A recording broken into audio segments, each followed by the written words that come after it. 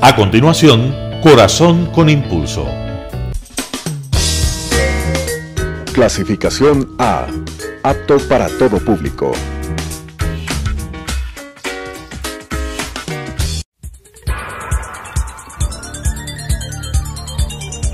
Las opiniones vertidas en este espacio por la producción y dirección del programa son de exclusiva responsabilidad de sus autores y de quienes intervienen en ellos.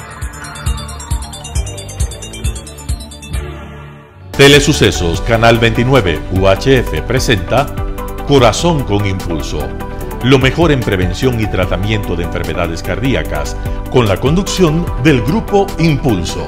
Corazón con Impulso. Hola, buenos días con todos.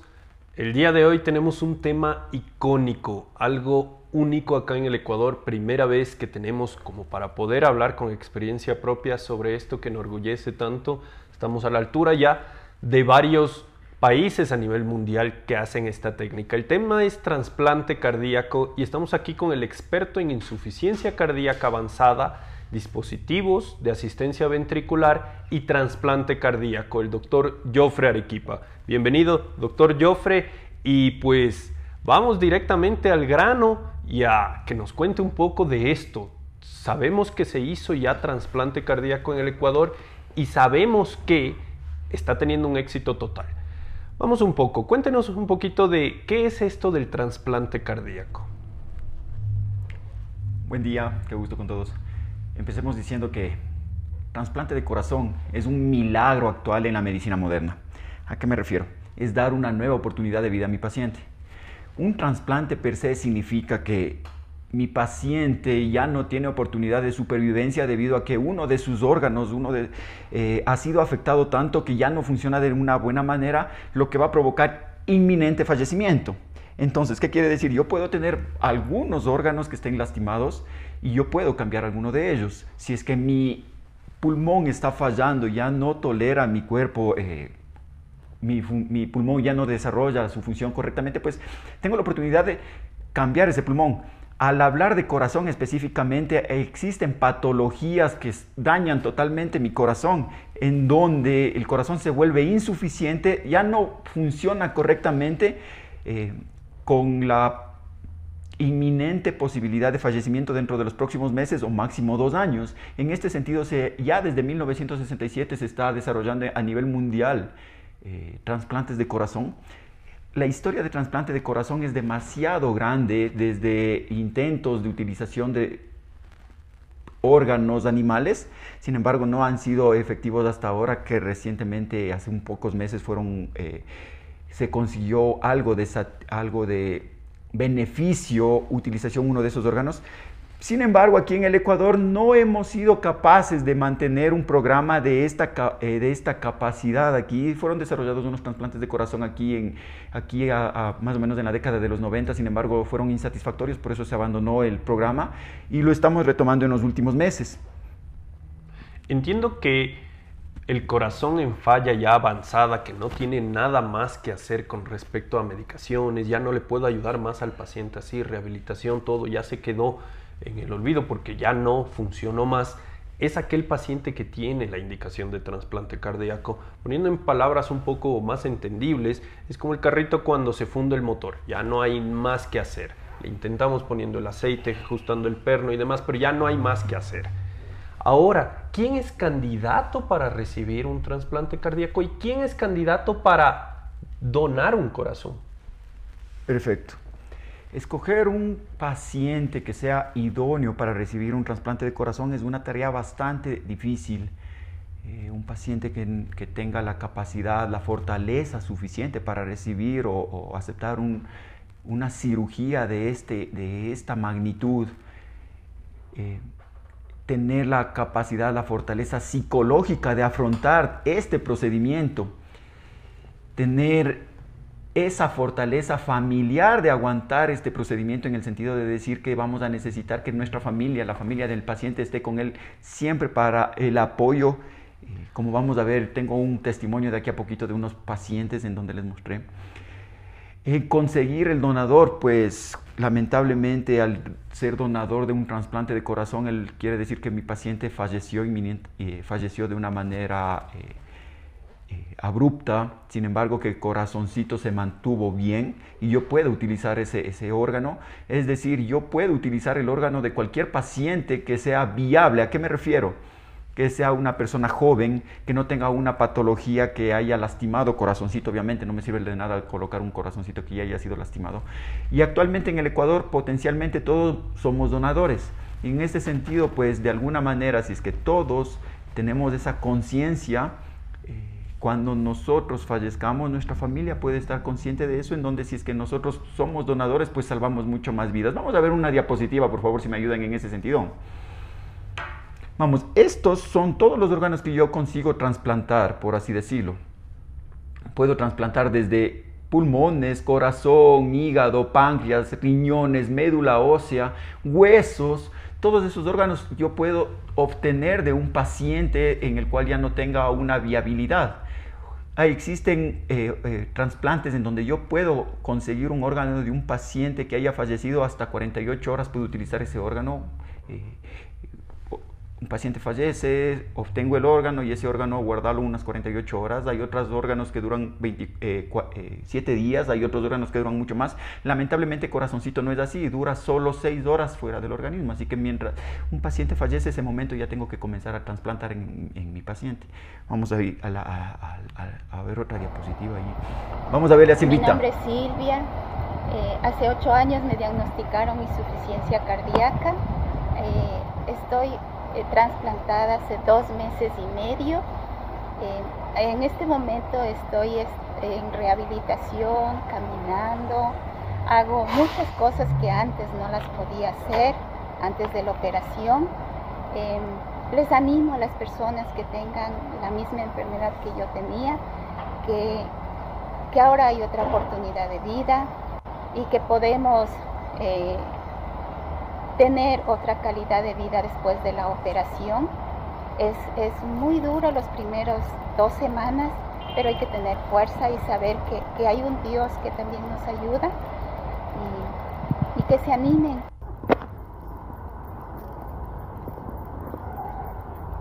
Las segundas oportunidades sí existen. Wow, realmente esta es una paciente real. Esta es la paciente primera del grupo que ha conformado usted, entiendo que con el doctor Luis Guerrero también, en trabajo en conjunto. Esto es impresionante, le digo, a mí me sacó lágrimas saber que esto ya se estaba realizando y con éxito y con buena técnica, porque realmente es un gigante paso. Para la cardiología yo diría que es el paso más gigante que ha dado la cardiología en este país, y lo que vemos es que la paciente está funcionalmente muy bien. Entiendo que para ir a un trasplante cardíaco el paciente tiene que estar en su peor estado en términos de ya funcionalidad. Ya la bomba está totalmente desgastada y ya no puede ni dar 2 pasos y está totalmente cansada o a veces en reposo. Lo que vimos ahí es que ella está caminando, está haciendo su día a día normal. ¿Qué nos puede contar un poquito de la paciente? Ya, mi paciente Silvita es una paciente de 50 años de edad. Cuando llegó a nuestro equipo con Luis, llegó en unas condiciones ya desahuciada, por así decirlo. Había visitado ya varios cardiólogos, algunas instituciones públicas y privadas aquí en el Ecuador. Ya había tenido una historia de 8 años de insuficiencia cardíaca avanzada, llegando a una insuficiencia cardíaca terminal, en donde ella ya no conseguía bañarse sola, se vestía ya con cansancio, es decir, era una paciente totalmente dependiente de sus familiares, en el sentido que el corazoncito de ella ya no avanzaba a bombear una cantidad suficiente de sangre al resto de órganos y entonces se volvió insuficiente. En esas condiciones nosotros conseguimos captarle. Cuando nosotros tenemos un paciente con insuficiencia cardíaca, tenemos varias alternativas terapéuticas farmacológicas que sí disponemos aquí en el país. Sin embargo, esas alternativas terapéuticas no son curativas, son paliativas. Lo que yo consigo hacer es mejorar un poco la capacidad vital de mi paciente, conseguir que camine un poco más, conseguir que se sienta mejor. Lamentablemente la mortalidad mantiene elevadísima la insuficiencia cardíaca, así que si es que no hacemos algo más, pues mi paciente fallece. Y en este sentido, Silvita fue una candidata perfecta para desarrollar este programa aquí en el Ecuador y pues es la primera paciente que nosotros en mi equipo trasplantamos aquí. Qué excelente y felicitaciones por esto. Sigo admirado sobre el tema. Y cuénteme un poco, uno pensaría que un trasplante cardíaco es algo tremendamente caro, pero si pensamos cuánto cuesta al Estado y a la familia y a la sociedad tener un paciente que utiliza muchos remedios, que se reinterna a cada momento, que necesita unidades de cuidados intensivos, tal vez el análisis costo-beneficio de hacer un trasplante y sobre todo montar un proyecto con apoyo gubernamental, con apoyo de toda la comunidad médica, pues vale la pena. Definitivamente, no lo digo yo, no lo dice ningún otro médico así simple en algún otro país, lo dicen los estudios, la evidencia científica, ya desde hace varias décadas se investigó esta parte, en donde, como les digo, desde 1967 que se desarrolló el primer trasplante cardíaco, inicialmente no era viable por la falta de insumos, por la falta de medicamentos que mantengan a mi paciente vivo, por así decirlo. Sin embargo, al evaluar la cantidad de morbilidad, me refiero sintomático, paciente que está visitando emergencias, paciente que se hospitaliza a cada momento, mucho más de este paciente con insuficiencia cardíaca avanzada en estos estadios, empieza a hospitalizarse cada mes, cada 2 meses, y los costos a nivel de salud pública superan por muchísimo lo que yo gastaría en un paciente trasplantándolo. Entonces, en este sentido, ya está debidamente comprobado que un programa de clínica de insuficiencia cardíaca y un programa de insuficiencia cardíaca avanzada con trasplante cardíaco supera por mucho los costos, el beneficio es mucho mayor en el sentido de mantener un programa de estos versus mantener un paciente hospitalizándose.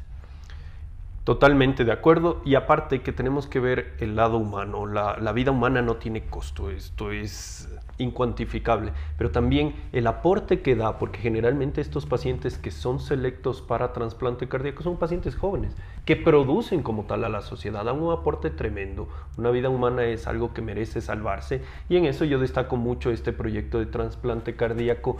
Con respecto a la parte técnica, ¿qué tan difícil es hacer un trasplante? ¿Se necesita 1 o 2 personas? Porque yo pienso así, en un equipo de fútbol no vale solo tenerle a Messi, puedo tener el mejor jugador del mundo, pero si es que no tengo un equipo y una organización y la parte administrativa y donde entrenar, tal vez no tengo piso. ¿Qué pasa con el proyecto trasplante en ese sentido? ¿Quién es más importante? ¿Qué necesita un cirujano? ¿Necesita un clínico? ¿Qué es? Cuénteme un poquito del equipo multidisciplinario. No hay una persona que sea indispensable en el equipo. Y como lo dije, se llama equipo. ¿Por qué? Porque somos alrededor de más de 50 personas que estamos incluidas en el equipo. ¿A qué me refiero? Si bien es cierto, somos 2 subespecialistas en la parte clínica de trasplante de corazón, hay 2 subespecialistas que son en esta parte, la parte quirúrgica de trasplante de corazón, pero nosotros no hiciéramos nada sin tener ese soporte necesario que va detrás, los médicos intensivistas, los médicos de quirófano, las señoritas enfermeras, las señoritas auxiliares, el personal administrativo, el personal que nos ayude con la ambulancia en la movilización, definitivamente entonces no conseguiríamos nada. Somos un equipo completo que hemos conseguido esto. Este programa no se lo lleva solo con una persona, este programa se lleva desde la parte política, la parte más arriba en donde deberíamos tener ese apoyo, hasta la parte más humana que somos nosotros, en donde vamos a poner nuestro hombro para sacar adelante este tipo de programas. Es decir, somos más de 50, más de 60 médicos, personal que estamos incluidos en este programa. Es bastante complicado esa parte. Porque mi pregunta iba a ser necesariamente ¿qué es la parte más difícil del trasplante cardíaco? Y sin duda, pues uno diría la selección, otro diría el sacarle del postoperatorio, o sea, inmediatamente después de trasplantar, otro diría la técnica quirúrgica, pero realmente cada parte tiene su complejidad, entiendo yo. Una vez trasplantado el paciente, ¿qué proyección tiene? ¿Cómo sé yo que no está rechazando el corazón? Perfecto. Escoger un paciente incluye hacer un análisis completo de compatibilidad. ¿Eso qué quiere decir? Que mi paciente no rechace el órgano que va a recibir. Para ponerlo simple, vamos a poner un ejemplo por ahí, por favor. Pongamos esa diapositiva ahí. Vamos, ¿qué es esto de compatibilidad? Si es que yo me fijo aquí un corazoncito, una pieza le falta a ese corazoncito, no puedo, por más que consiga 1000 piezas afuera, ese corazoncito no va a estar completo si es que no consigo esta pieza definida. Recordemos el grupo sanguíneo que todo mundo hemos escuchado, el grupo sanguíneo ABO. Si es que yo recibo una pinta de sangre de un paciente que no es mi grupo sanguíneo, yo no tolero esa sangre y destruyo inmediatamente esa sangre. Eso se debe a genes que han desarrollado un sistema inmune en mi organismo para atacar cualquier célula que no sea propia del mío.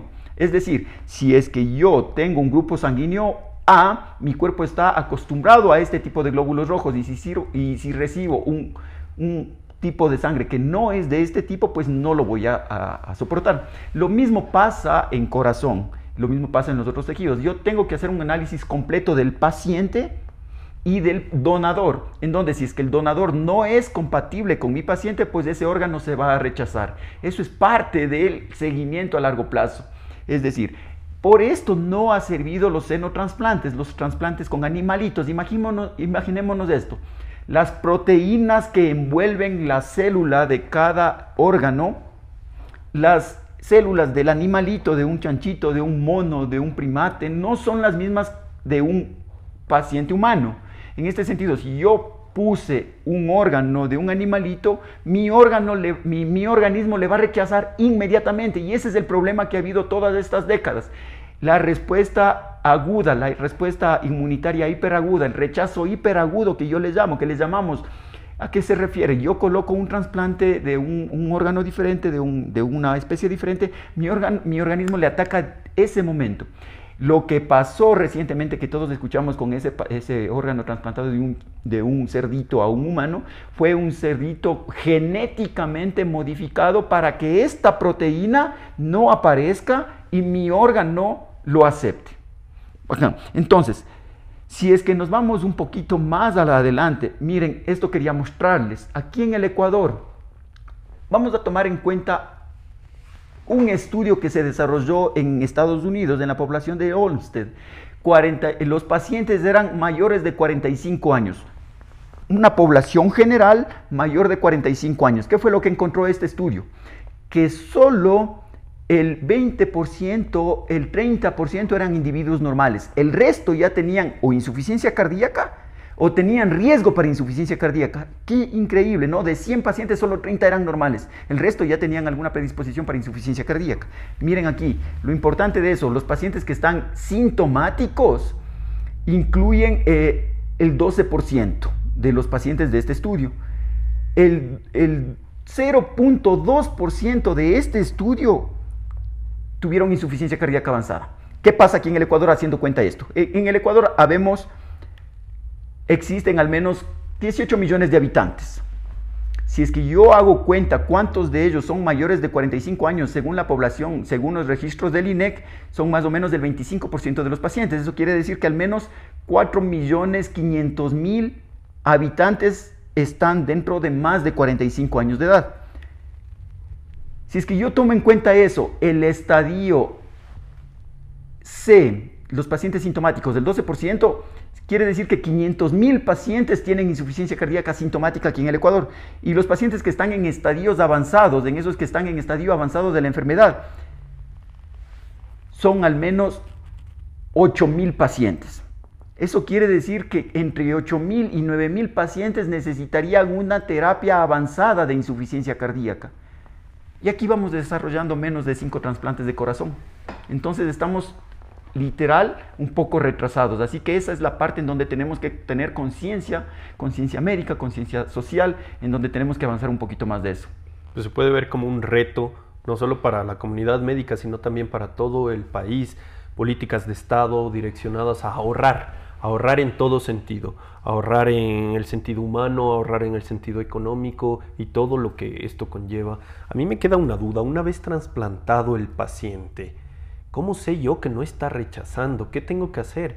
He escuchado yo que hay que hacer valoraciones cada cierto tiempo. Un paciente que se ha trasplantado el corazón, lamentablemente, no le quité la enfermedad de insuficiencia cardíaca, solo le cambié la enfermedad. Es decir, le puse un órgano que no es de él y eso ya es una enfermedad. Entonces yo tengo que dar medicación el resto de la vida, hacer controles del resto de la vida para que yo asegurarme que ese órgano no esté siendo rechazado por el organismo, mismo yo habiendo hecho todos los exámenes que ya habíamos hablado.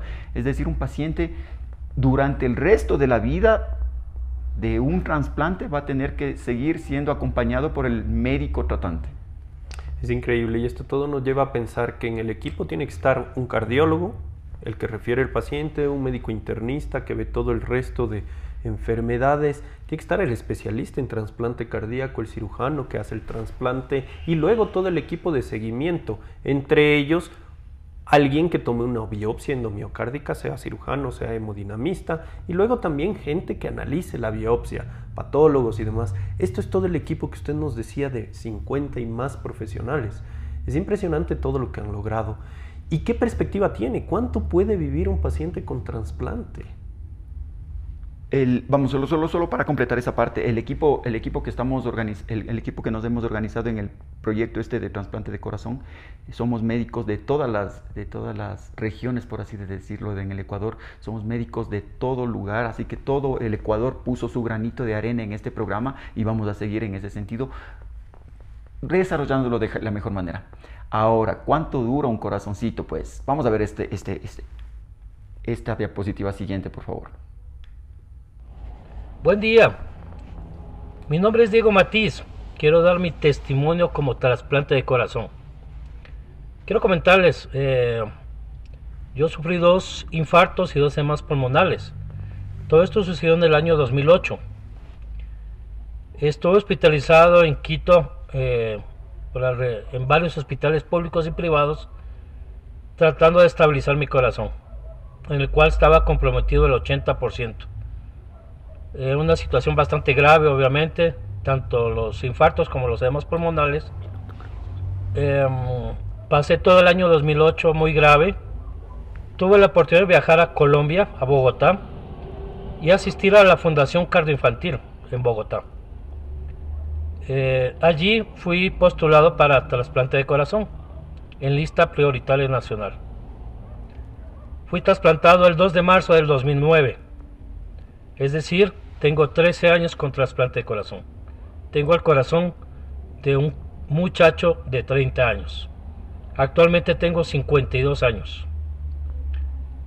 Quiero comentarles que, pues, con la gran ayuda de médicos especialistas, grandes médicos, la ayuda de la familia, mi propia ayuda, la fuerza de voluntad, el ánimo de vivir, el entusiasmo de vivir, ha permitido que esté yo aquí, dando esta manifestación de vida. Quiero agradecer a todos los profesionales que me atienden, que saben de mí y que día a día están preocupados por mí. Quiero indicarles que la persona que vea este video, o la persona que sepa escuchar, no se dé por vencida. Crea en la ciencia, crea en la fe de uno mismo, crea en la familia. Y que además no se dé por vencido, que crea que sí se puede salir adelante y se puede sobrevivir con un trasplante de corazón. Qué bonito mensaje que nos deja, y a manera de conclusión me gustaría que usted nos oriente qué tienen que hacer los pacientes, dónde tienen que ir. En este sentido, cualquier paciente que se sienta sintomático de insuficiencia cardíaca, falta de aire, cansancio fácil y mucho más, con edema de miembros inferiores y que esté en etapas avanzadas, pues el médico que le hace el seguimiento debe referir a un centro de segundo nivel y tercer nivel en donde nosotros estamos, y cualquiera de nosotros estemos a las órdenes ahí para ayudarle. Muchísimas gracias.